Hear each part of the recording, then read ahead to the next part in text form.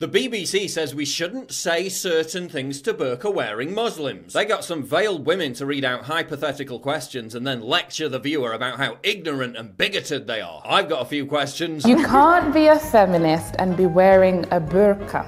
If anybody was to say that to me, they would be like, oh, she's the biggest feminist you can find. Okay, so why did one of the first ever Arab Muslim feminist groups, the Egyptian Feminist Union, encourage women to discard their burqas? The very act of Arab feminist leaders like Huda Sharawi discarding the burqa was one of the symbolic acts that led to Muslim women in Egypt winning the right to an education. Rejecting the burqa has been an integral part of actual feminism in the Middle East for nearly 100 years. If feminism is about a woman's right to make her own choices, then this is one of it. Really? Did the 16-year-old girl in Canada who was strangled to death by her own brother for not wearing the veil get to make her own choice? Did the 4-year-old girl in India whose father smashed her brains out on the floor after her head covering slipped get to make her own choice? Why are children as young as 3 and 4 made to wear the burqa and the hijab at all? Did they get a choice? Do these women in Saudi Arabia look like they had a choice as they're literally herded around like farmyard animals? Did the woman in Saudi Arabia who wore a skirt get a choice? Oh no, that's right, she was hunted down by the police and arrested. The niqab is so practical. Practical?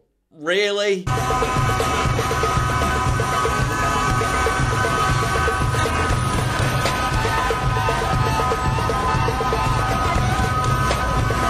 So practical. The niqab is so practical. Islam is so oppressive.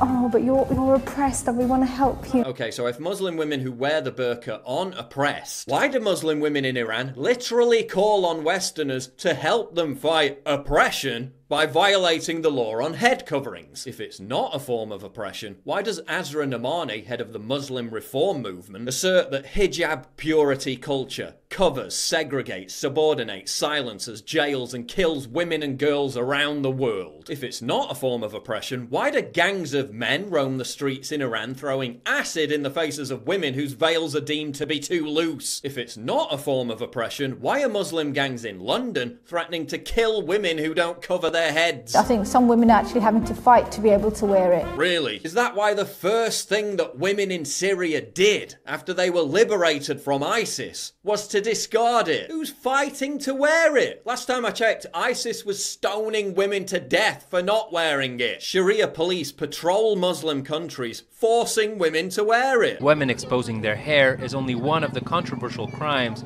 considered to be against local Sharia law. And by the way, we don't undermine a woman who does not wear the face veil or the hijab at all. Really? So are women in Europe who are being beaten by Sharia patrol gangs for not wearing it being undermined? What about women in Sweden who are being refused service in shops if they don't wear it? Are they being undermined? Go back to your own country. When it's a problem, something happens. But when you want your curry, when you want your samosas, when you want the glitter, when you want to put bindis on your forehead to go to Wireless Festival, it's all good. No one who puts bindis on their heads, which by the way is a Hindu thing, so why are we even talking about it? No one who does that and then goes to music festivals is walking up to Muslims on the street and asking them, why don't you go back to your own country? Where did the BBC get these dumb questions from? It's cultural. It's never been Islamic. So it's cultural and not Islamic. Okay, so why do you wear it? I am wearing it for God. It's an act of worship. Right, so it's cultural, not Islamic, but you wear it for Allah, so it's Islamic. What are you hiding there?